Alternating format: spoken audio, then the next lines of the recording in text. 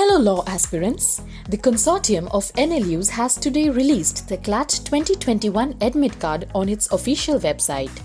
You can download the Admit Card by following the steps mentioned here. Visit CLAT official website. Click on CLAT 2021. Now, click on the Admit Card download link.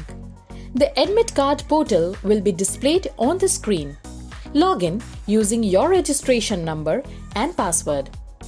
The Admit Card will be displayed on your computer screen.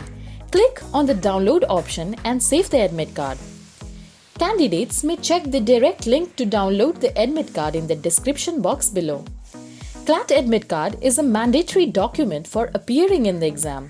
In addition to the Admit Card, candidates will have to carry a valid ID card such as voter ID, passport, aadhar card to their exam centers. Candidates are requested to check the following details on the Admit Card.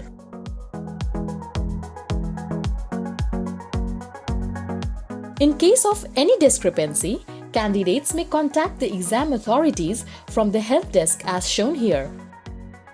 Thank you for watching. Subscribe to the channel for more updates on CLAT and other law entrance exams.